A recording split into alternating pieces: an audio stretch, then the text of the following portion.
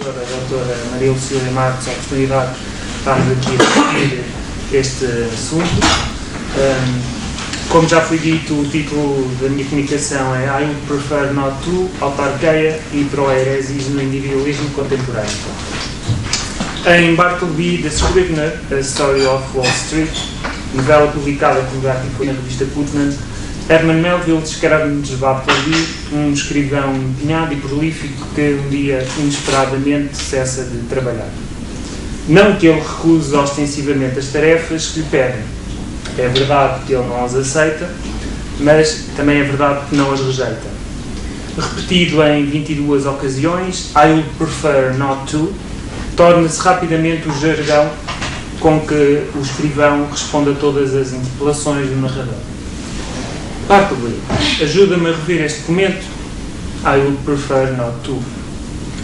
Pode fazer a revisão deste texto? I would prefer not to. Está calado? Não vai responder? I would prefer not to.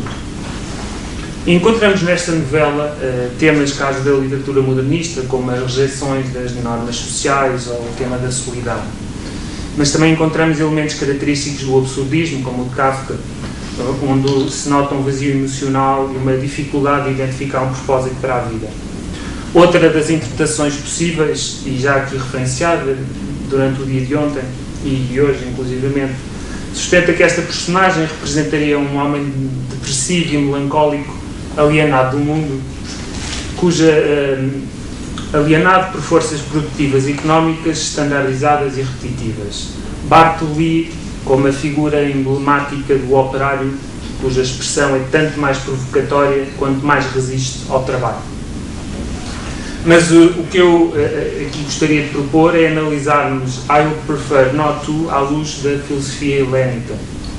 Tal como a forma de Bartleby, esta comunicação é também algo provocadora. Ainda em sentido contrário a algumas opiniões manifestadas ontem, sugere-se aqui uma certa dose de intencionalidade e subjetividade na personagem.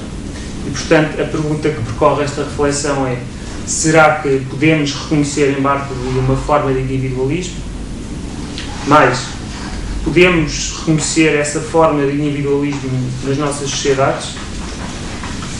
O que aqui se fará é convocar dois conceitos da filosofia helénica e tentar perceber em que medida é que eles nos são úteis para observar certos comportamentos contemporâneos. Esta expressão I would prefer not to tem logo um aspecto marcante com uma certa influência do cinismo.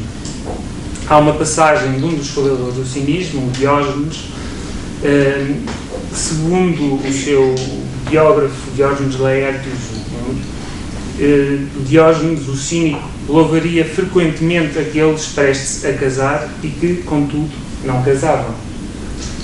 Louvaria aqueles que estavam prestes a partir em viagem e que, no entanto, não partiam. Aqueles que quase se dedicavam à política, mas não o faziam. Aqueles que quase criavam filhos, mas afinal não os tinham. Diógenes, o cínico, tal como Bartleby, o escrivão, would prefer not to. Com efeito, este recato e um esmaecimento existencial com que Bartleby se apresenta recorda-nos Diógenes. Tal como o filósofo cínico, Bartleby, em vez de se concentrar no moralismo filosófico, intelectualizado e abstrato, concentra-se numa moral prática, assente no exemplo.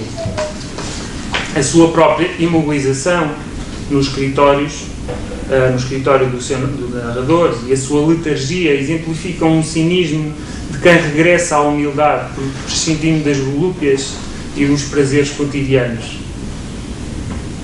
Ao escrivão bastava-lhe estar ali, quieto, olhando o vazio, algumas migalhas de biscoitos de gengibre sendo o suficiente para ele se alimentar. É essa modéstia existencial que Diógenes pregava. Diógenes Laertius diz-nos a propósito de Diógenes o cínico: numa ocasião, vendo uma criança a beber água com as suas próprias mãos, ele, o Diógenes o cínico, deitou fora a taça contida no seu alforje e disse: aquele miúdo superou-me em simplicidade. Portanto, num certo sentido, Bartleby representa, à luz deste cinismo, uma libertação dos bens mundanos, como a riqueza, a fama, o poder, um certo regresso à natureza, que seria a única via para os cínicos e também para os estoicos, que tornaria possível a virtude. O objetivo de vida, tanto para o cinismo como para o estoicismo, é que a virtude e a felicidade só seriam possíveis através de um domínio de si, em que o espírito encontra em si a autoconfiança e a autossuficiência. Esta ideia de autossuficiência designa-se em grego por autarqueia. A autarqueia, ou em português autarcia, para a filosofia antiga, designa a conquista da virtude moral através de um retorno à natureza, eliminando tudo aquilo que se revela supérfluo ou exterior ao indivíduo. Na autarcia é o comando de si mesmo, a resiliência, a firmeza de espírito e a integridade que sobressaem.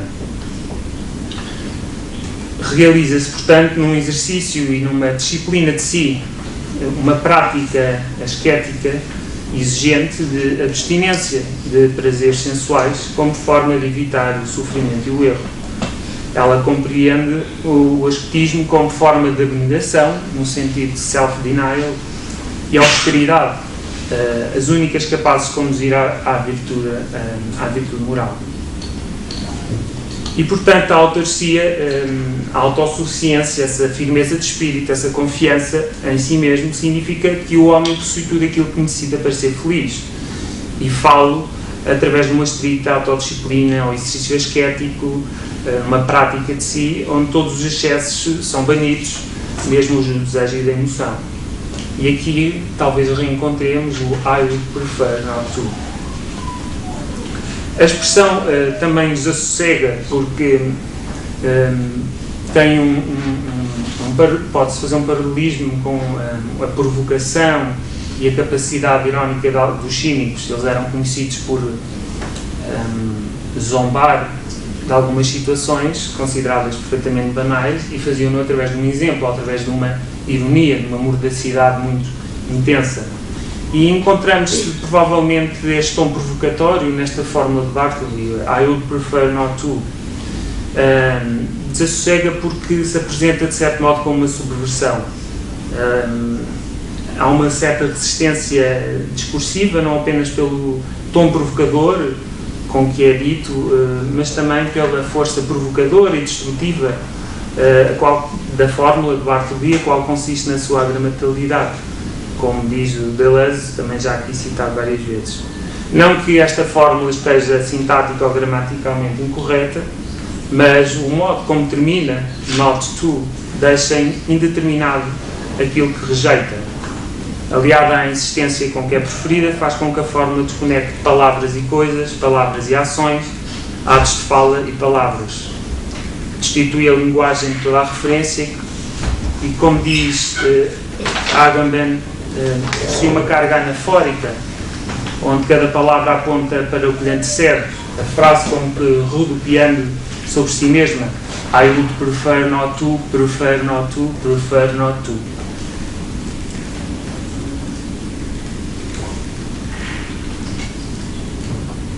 Instigado a posicionar-se, Bartleby acaba por arguir a indiferença. Ele desloca as regras do jogo para outra lógica, da lógica dos pressupostos, em que o empregador espera ser obedecido, para a lógica das preferências, como diz Deleuze, em que é o indivíduo Bartleby que prefere algo para si. Há assim uma transição e com esta transição para uma lógica preferencial gostaria de entrar no segundo conceito que vos trago aqui. Da autarcia passamos para a proairesis. E o que é fundamental é uma certa passagem onde um diálogo entre o narrador e Bartleby é dito I would prefer not to, e o narrador pergunta You will not, e depois Bartleby conclui I prefer not. Há aqui uma força afirmativa da sua preferência. E este é um ponto de não retorno, momento-chave da novela, a passagem que assinala a dimensão de proairesis, isto é, uma certa ideia de escolha, de volição, de intenção, consoante as sucessivas traduções. Em Aristóteles, ela traduz a ideia de uma escolha racional e deliberada que se opõe à simples reação, instinto ou desejo. Mas para Epicteto, um estoico, essa capacidade paraerética é uma que usamos para julgar as nossas próprias emoções, as nossas próprias impressões, aquilo que nos acontece. De acordo com o estoico, é exercendo esta capacidade paraética que nos podemos livrar do jugo das emoções e escolher ter o mesmo comportamento sereno face ao louvor ou face à crítica. O bem moral, para ele, advém deste poder que permite aos homens escolher como irão reagir às impressões mundanas racionalmente. Ele escreve: lembra-te que não é aquele que te injuria ou magoa, mas o juízo que estas coisas são insultuosas. Então, quando alguém te irrita, atenta que é o teu próprio julgamento que te põe irritado. Tenta, em primeiro lugar, não seres conduzido pelas impressões. Mesmo se ganhas tempo, assim será mais fácil de teres o controlo de ti. Fim de citação. A proeresis é assim a faculdade de avaliar as impressões e compreender o seu uso. Quando Bartleby prefere I prefer not parece exercer, e curiosamente sob esta forma de negação, essa faculdade volitiva que os helénicos designaram por proeresis. Ele elege a sua conduta e escolhe deixar de escrever apenas preferindo a sua preferência. Com a afirmação da sua preferência, ele está a reagir deliberadamente ao mundo que o rodeia. Bartleby prefere. É com esta deliberação interior de uma razão em exercício que o escrivão escolhe afrontar aquilo que dele é esperado e decide apropriar-se da sua existência e decide apropriar-se preferindo. I would prefer not to reenvia-nos assim para um exercício de si e de uma racionalidade volitiva.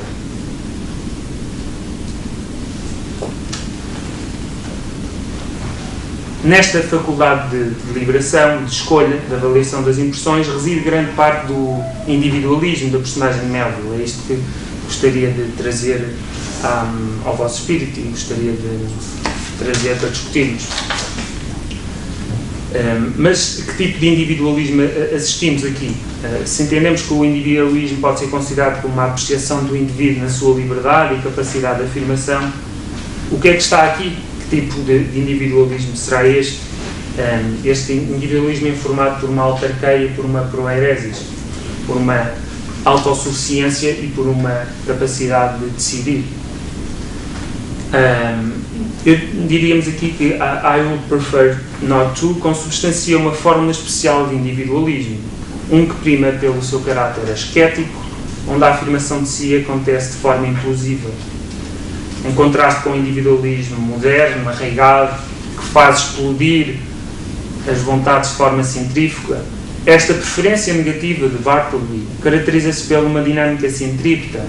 Ele converge sobre si, abandona-se ao seu pensar, despreza a materialidade do mundo. Bartleby recolhe-se. A negatividade da forma de Bartleby indicia então esse elogio do ascetismo estoico. O que é interessante nos trabalhos de Michel Foucault, em torno da história da sexualidade, é observar como ele traça com notoriedade e clareza como para os gregos e romanos a produção do sujeito ocorre a partir de uma matriz de resignação, uma baseada numa disciplina estrita de si e num exercício ascético de abstinência, uma matriz de renegação que significa, como ele demonstra, justamente um potencial de liberdade ao referir-se à possibilidade do indivíduo inventar para si novos modos de existência. A vida como obra de arte, a estética de existência como modo de resistência. Pensando no caso de Bartleby, podíamos ver ou compreender esta frase, esta fórmula especial e enigmática do escrivão como uma capacidade em que ele interrompe as impressões habituais da sua vida e decide algo para si, mesmo que seja uma decisão negativa, mesmo que seja uma decisão de nada fazer. Por isso, diríamos que I would prefer not to poderá assumir-se como uma forma de subjetivação capaz de reequacionar novos modos de pensar a existência individual. No fundo, o que esta forma representa não será mais do que a expressão de uma recusa e de um bramido numa certa prática de si. A capacidade de recusar tem aqui um duplo sentido. Por um lado, significa o exercício ativo de uma liberdade. Por outro lado, aponta para um desdobramento de si por parte do indivíduo num trabalho sobre si próprio, sobre a sua subjetividade. Algumas experiências contemporâneas do indivíduo podem ser compreendidas a esta luz, diríamos nós. Se as nossas sociedades são sociedades de hiperescolha, como afirma Lipovetsky, a verdade é que podemos discernir algumas práticas de si que apontam para um paradoxo, em que temos uma escolha que renuncia à pluralidade das escolhas. I would prefer not to, ou I prefer not to. Por isso não deixa de ser surpreendente, onde numa época contemporânea onde a multiplicidade de escolhas parece ser abundante, tudo tem de ser decidido, não deixa de ser curioso que surjam certas práticas de si, certas compreensões do indivíduo, em que há uma minoração destas escolhas, uma atenuação do campo das opções, uma restrição dessas opções com vista a um projeto pessoal e reflexivo. De certo modo, há uma postura individualista e abstinente, pode ser considerado como uma resposta à esquética, a um certo inebriamento característico das sociedades de hiperconsumo e hiperescolha. Um pouco como o indivíduo Lázaro de Zimmel, em que, face ao subestímulo, ele acaba por revelar uma letargia e um abandono de si. Mas neste caso, Bartleby, há uma decisão, julgo que podemos interpretar como uma decisão deliberada de se abandonar a si próprio e de parar e de restringir o seu leque de opções e, portanto, preferir abandonar-se ao seu próprio pensamento, ao seu olhar vago, abandonar-se à visão de um muro.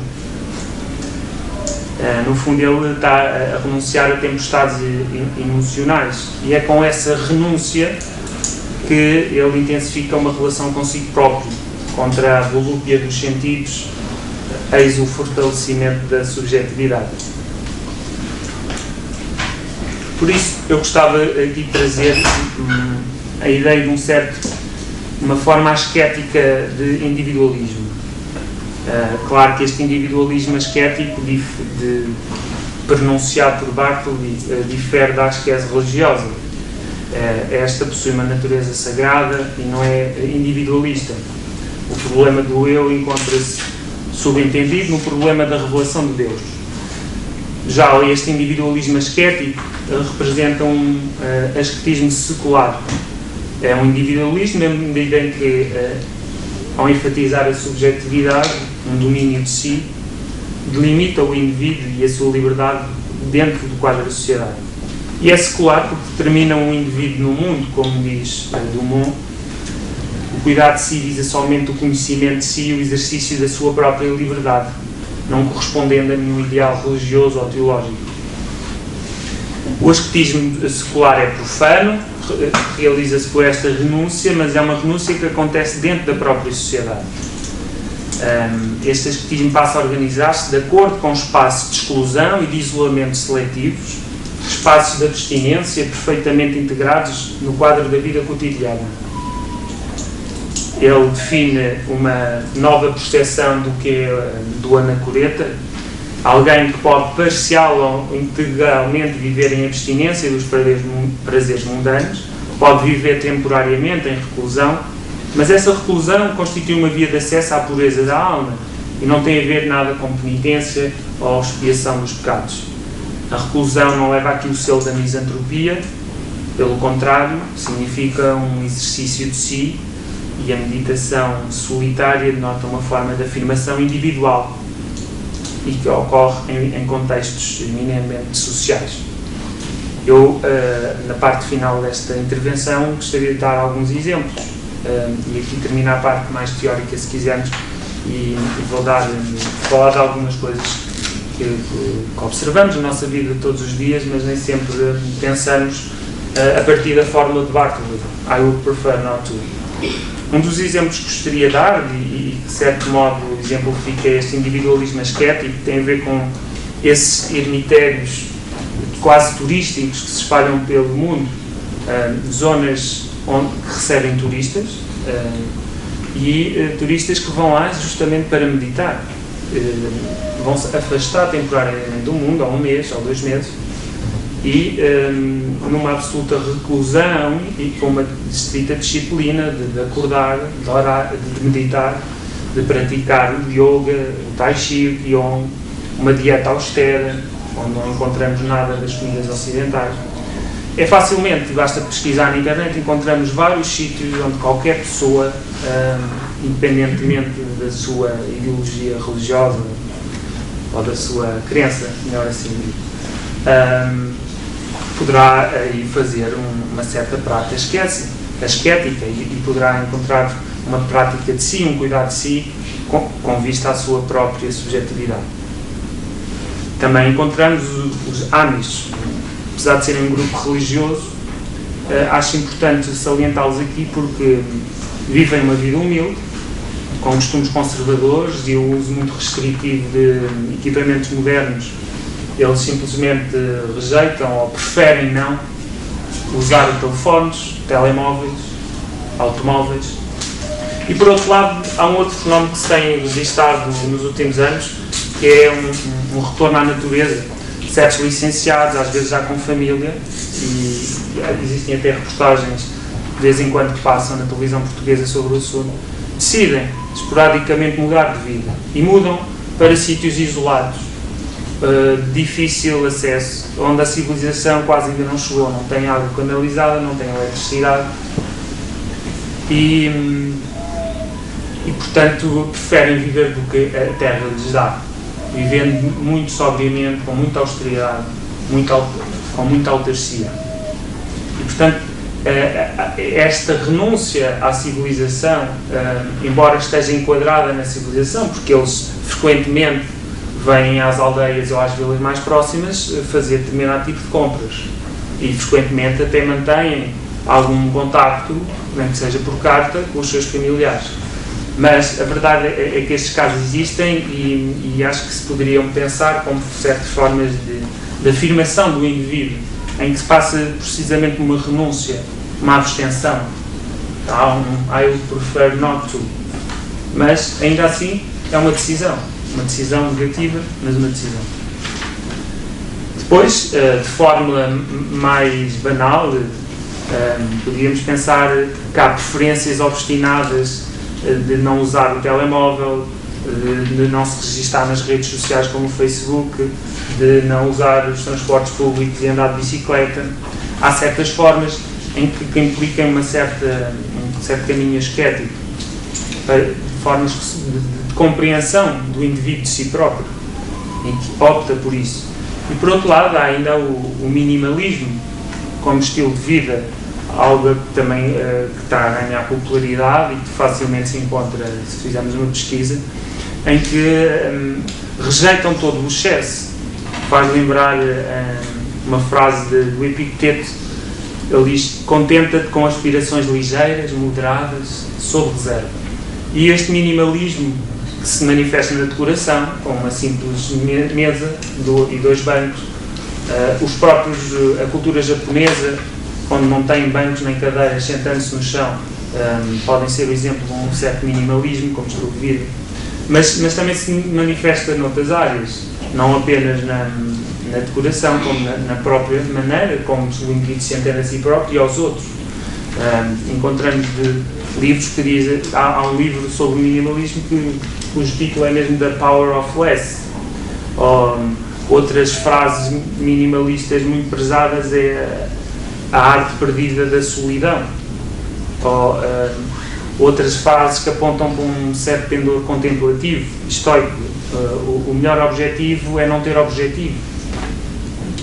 Portanto, há aqui muitos aspectos que hoje vivenciamos, e eu vou já terminar, que apontam para esta condição. Mesmo aquilo que nós dizemos, os abstémios, Existem associações por este mundo, na Europa, por exemplo, em que os seus elementos têm que renunciar às bebidas alcoólicas, às drogas, ao tabaco. Há vários exemplos desses que eu depois poderei dar se for interessante. E para terminar, gostava só então de concluir e dizer que o que aqui foi argumentado é que Bartleby, da Scrivener, é um texto ficcional sobre, talvez, a própria capacidade do indivíduo de se autodeterminar. Mas a singularidade desta determinação afirmativa, e este é de certa maneira o seu paradoxo, é que ela ocorre de forma abstencional, reclusiva, quase contemplativa. A serenidade do escrivão denuncia a sua resolução de não preferir, mas ao não preferir é alguém que prefere dedicar-se a si, parando-se, interessando-se, desapegando-se do mundo. Bartleby chama-nos a atenção para um individualismo ascético, como já dissemos, mas que é apenas uma das formas possíveis do individualismo nos nossos dias. Uma forma consistindo em atividades que têm a ver com o domínio e exercício de si, que se realizam sobre o manto da renúncia. Trata-se da procura de um conhecimento próprio como indivíduo e sujeito. E uma escolha de renunciar e abster-se como modo de se autoconhecer. Como ensina Epicteto, e vou terminar com esta frase, ele diz, o estoico: tu deverás renunciar absolutamente a certas coisas e protelar certas outras para mais tarde. I would prefer not to, ou especialmente, eu diria, I prefer not. Muito obrigado.